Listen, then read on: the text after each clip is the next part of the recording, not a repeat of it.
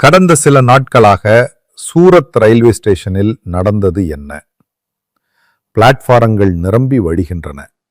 ஆயிரக்கணக்கான பத்தாயிரக்கணக்கான மக்கள் தள்ளிக்கொண்டும் முட்டிக்கொண்டும் எப்படியாவது ரயிலில் ஏறிக்கொண்டும் இருக்கிறார்கள். ஆண்கள், பெண்கள், குழந்தைகள், முழு குடும்பங்களும் தங்கள் பொருட்களை தலையில் வைத்துக்கொண்டு நகரத்தை விட்டு வெளியேற அவசரப்படுகிறார்கள். டெல்லியில் ஆனந்த் விகாரிலும் நாடு முழுவதும் உள்ள ரயில் நிலையங்களிலும் இதே மனதை பிடுங்கும் காட்சிகள். கொரோனா ஊரடங்கு நாட்களில் தொழிலாளர்கள் நூற்றுக்கணக்கான கிலோமீட்டர்கள் நடந்து சென்றதையோ ரயில்களில் திணிக்கப்பட்டு வீடு திரும்பியதையோ நினைவில் வைத்திருப்பீர்கள். அதைப் போலவே இப்போது இருக்கிறது. ஆனால் இந்த முறை காரணம் ஒரு வைரஸ் அல்ல. இந்த முறை காரணம் அதைவிட பயங்கரமானது. ஒரு பொருளாதார நெருக்கடி.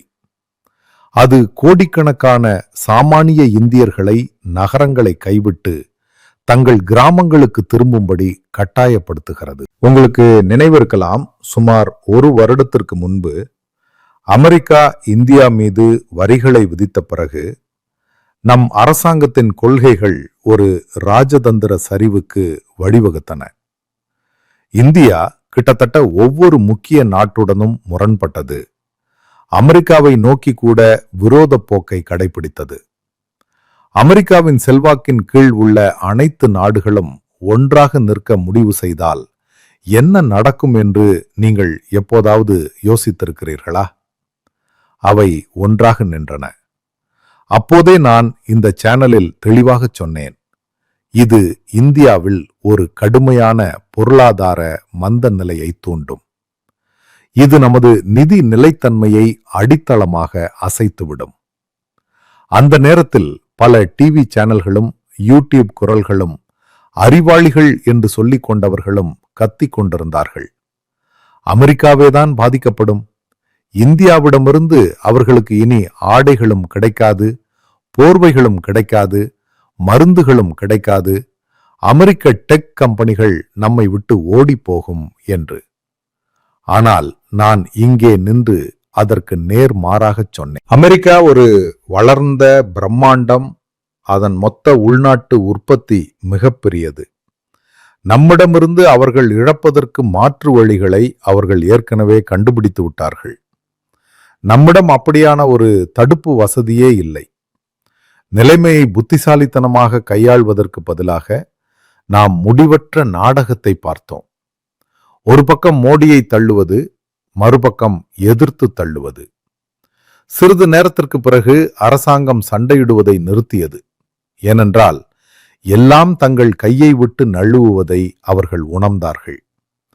பின்னர் அமெரிக்க ஜனாதிபதி வெளிப்படையாக மோடி மற்றும் இந்தியாவை தாக்கத் தொடங்கினார்.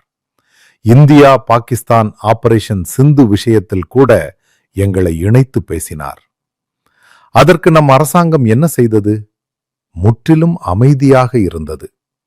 ஏனெனில் அவர்கள் வாயை திறந்தால் அடுத்த குழு அவர்கள் மீது பாய்ந்துவிடும்.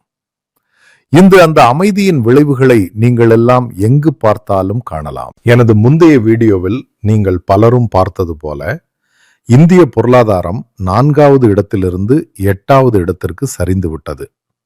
இதன் உண்மையான அர்த்தம் என்ன என்று விளக்குகிறேன்.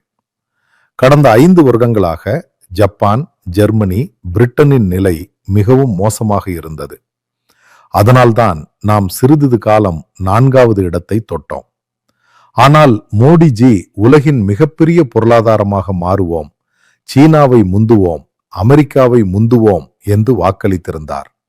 அவையெல்லாம் வெறும் பேச்சு. உலக பொருளாதாரமே இப்போது ஆழ்ந்த சிக்கலில் உள்ளது. இதை புரிந்து கொள்ள நீங்கள் ஒரு பொருளாதார நிபுணராக இருக்க வேண்டியதில்லை. செய்திகளை கொஞ்சமாவது பின்தொடரும் சாமானிய மக்களாலேயே இதை பார்க்க முடியும். 2ஆம் இடம், பின்னர் 5 வருடங்களில் முதல் இடம் என்றெல்லாம் பேசுவதெல்லாம் சில குஜராத்தி குரல்களால் பரப்பப்படும் முழுமையான முட்டாள்தனம். முதல் நாளே நான் சொன்னேன், அது ஒருபோதும் நடக்கப் போவதில்லை. அமெரிக்காதான் பெரிய அண்ணன். அமெரிக்காவே உலக பொருளாதாரத்தை கட்டுப்படுத்தும் உலக காவலாளி. எல்லாமே அவர்கள் அனுமதிக்கும் வழியில்தான் நகர்கிறது. வால் ஸ்ட்ரீட்டில் நடப்பது எதுவும் தலால் ஸ்ட்ரீட்டில் உடனடியாக உணரப்படுகிறது. அமெரிக்க ட்ரெஜரியில் ஒரு சிறிய மாற்றம் நமது பங்குச்சந்தை வழியாக, ஆர்பிஐ வழியாக, ஒவ்வொரு துறை வழியாகவும் அலைகளை எழுப்புகிறது. அதுதான் உண்மை.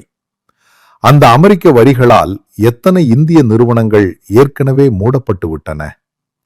பிறகு ஐரோப்பாவும் சுமத்துகிறது. பின்னர் மற்றவர்களும் பின்பற்றுகிறார்கள். யாரும் அமெரிக்காவை மாற்றி போடப் போவதில்லை. யாராலும் முடியாது.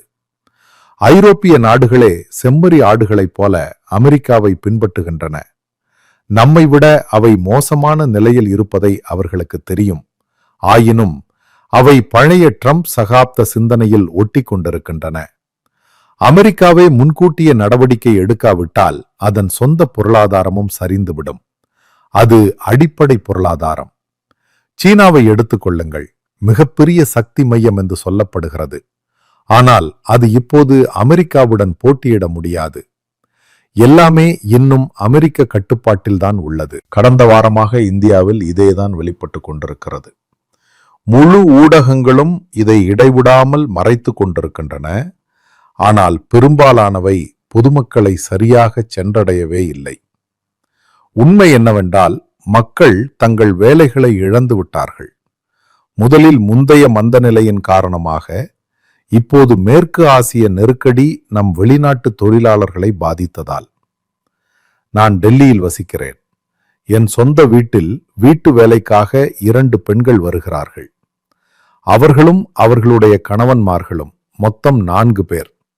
எல்லோரும் பீகார் மற்றும் உத்தரப்பிரதேசத்தை சேர்ந்தவர்கள்.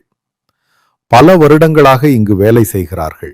ஆனால் டெல்லியில் அவர்களில் யாருக்கும் ரேஷன் கார்டு கூட இல்லை.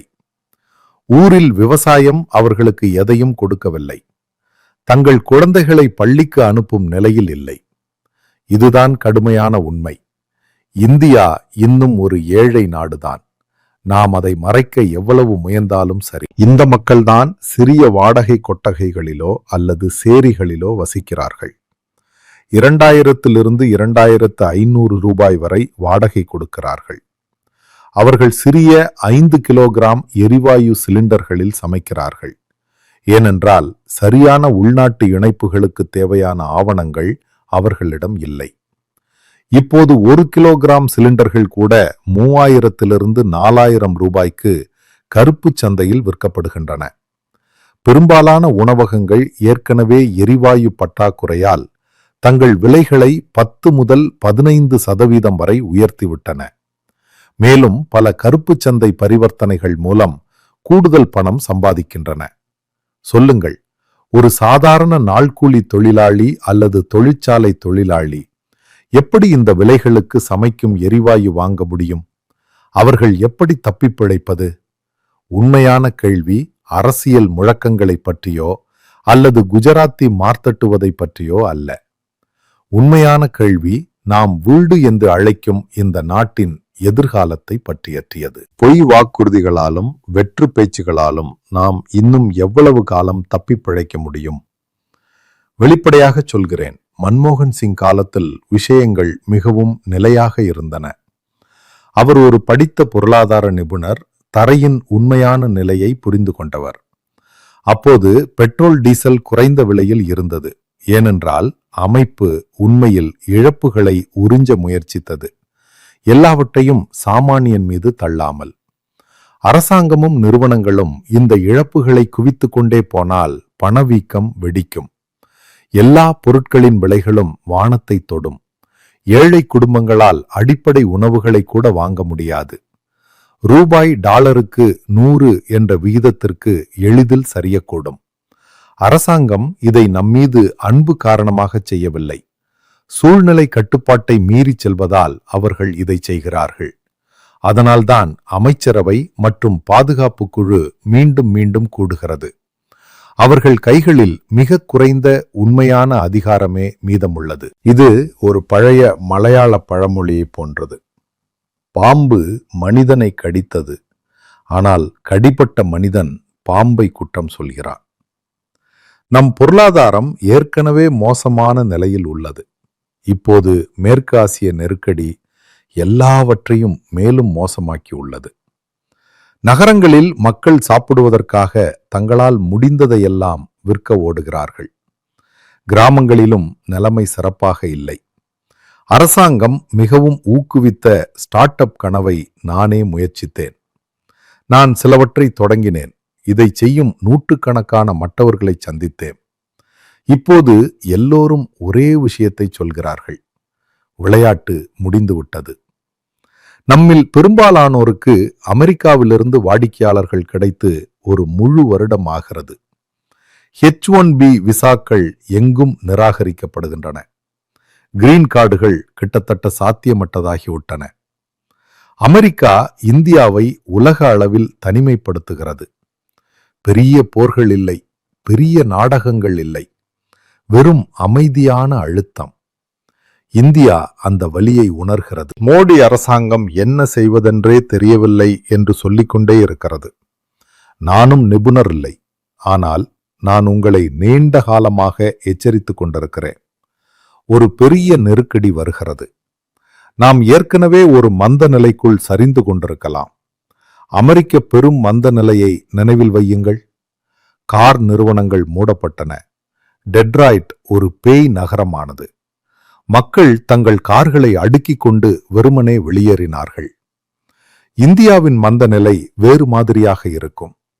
இங்கேயெல்லாம் மெதுவாக சுண்ணாம்பு ஆகிவிடும். உரம் இல்லை, யூரியா இல்லை, உணவு உற்பத்தி இல்லை. நமது பொருளாதாரம் இன்னும் பெரும்பாலும் விவசாயத்தை அடிப்படையாக கொண்டது. கட்டுமானத்துறை ஒரு சில பிரகாசமான இடங்களில் ஒன்றாக இருந்தது. அதுவும் மெதுவாகிவிட்டது. இந்தியா தனது கண்ணியத்தின் அடிப்படையிலேயே ஒரு நெருக்கடியை எதிர்கொள்கிறது. அதனால்தான் அரசாங்கம் ட்ரம்பை இந்தியாவுக்கு கொண்டு வர அவநம்பிக்கையுடன் முயற்சிக்கிறது. பேச்சுவார்த்தைகள் நடத்துகிறது. அமெரிக்க முதலீட்டாளர்களை ஈர்க்க முயல்கிறது. ஆனால் வளைகுடா நெருக்கடியும் அமெரிக்காவுடனான நமது முருகலான உறவும் உதவவில்லை. நான் மிக தெளிவாக சொல்கிறேன், இந்த உலகப் புயல் தொடர்ந்தால் இதிலிருந்து ஒரு வருடத்தில் இந்தியா முற்றிலும் வேறுபட்டதாக இருக்கும்.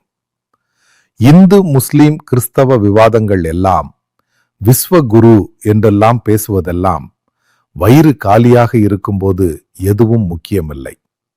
உண்மையான பிரச்சனை என்னவென்றால், இந்தியா பொருளாதார சரிவை நோக்கி செல்கிறது. வெளிநாடுகளில் இருந்திருந்து வரும் அனுப்புகள், ரெமிட்டன்ஸ் கடுமையாக குறைந்துவிட்டன. நமது அந்நிய செலாவணி கையிருப்பு வேகமாக சுருங்கிக் கொண்டிருக்கிறது. ஏனென்றால் கச்சா எண்ணெயின் விலை இன்னும் 90க்கும் 100க்கும் இடையே டாலருக்கு இருக்கிறது. எண்ணெய்க்கு நாம் செலவழிக்கும் ஒவ்வொரு கூடுதல் டாலரும் உள்ளே வரும் அந்நிய செலாவணி குறைவதையே குறிக்கும். ஒரு தீவிர அந்நிய செலாவணி நெருக்கடி நம்மை நெருங்கிக் கொண்டிருக்கலாம். RBI மற்றும் பிற நிறுவனங்கள் ரூபாயையும் சந்தைகளையும் நிலைப்படுத்த தங்களால் முடிந்ததை செய்கின்றன. ஆனால் ஒரு வரம்பு இருக்கிறது. ஒருமுறை அந்த வரம்பை தாண்டிவிட்டால் எந்த கட்டுப்பாடுகளும் வேலை செய்யாது. வளைகுடா நெருக்கடி விரைவில் தீர்க்கப்படாவிட்டால் 10 முதல் 16 மில்லியன் இந்திய தொழிலாளர்கள் வீடு திரும்பலாம். அது அனுப்புகள் இழப்பது மட்டுமல்ல. அவர்கள் திரும்பி வந்ததும் அவர்கள் எங்கே போவார்கள்? அவர்கள் என்ன செய்வார்கள்? நாம் ஏற்கனவே தலைகீழ் இடம்பெயர்வை பார்க்கிறோம். மக்கள் நகரங்களிலிருந்து கிராமங்களுக்கு செல்கிறார்கள். ரயில் நிலையங்களில் குழப்பம். இது பிரதான ஊடகங்கள் அல்லது சமூக ஊடகங்கள் மட்டுமல்ல. BBC கூட இதை விரிவாக செய்தி வெளியிட்டுள்ளது. இதுதான் தரையின் உண்மை. மோடி ஜி கதையை மாற்றி அதை சிறிதாக காட்ட முயற்சிக்கிறார். ஆனால் நிலைமை நான் சொல்வது போலவே இருக்கிறது. இந்தியாவின் பிரச்சனைகளை உண்மையாக படிப்பவர்களுக்கு என்ன செய்ய வேண்டும் என்று தெரியும். அரசாங்கம் விரைவாக நடவடிக்கை எடுத்து உண்மையான தீர்வுகளை கண்டுபிடிக்காவிட்டால் முதலீடுகள் நாட்டை விட்டு ஓடத் தொடங்கும். நாம் பழைய நாட்களான ஊழல் மற்றும் வஞ்சகத்திற்கு திரும்ப முடியாது. பொருளாதாரம் எந்த ஒரு நாட்டின் முதுகெலும்பு. அந்த முதுகெலும்பு உடைந்து விட்டால் ஜெய் ஸ்ரீராம் முழக்கங்களோ விஸ்வகுரு முழக்கங்களோ வயிற்றுப்பசியை தீர்க்க முடியாது. நண்பர்களே, மோடி அரசும் அவரது குழுவும் இன்று நம்மை கொண்டு வந்து நிறுத்தியிருக்கும் இந்தியா இதுதான். பார்க்க கண்கள் உள்ளவரும் உண்மையை ஏற்றுக்கொள்ள துணிச்சல் உள்ளவரும் இதை அறிவார்கள். நாம் நேசிக்கும் இந்த பெரிய நாடு ஆழ்ந்த சிக்கலில் உள்ளது.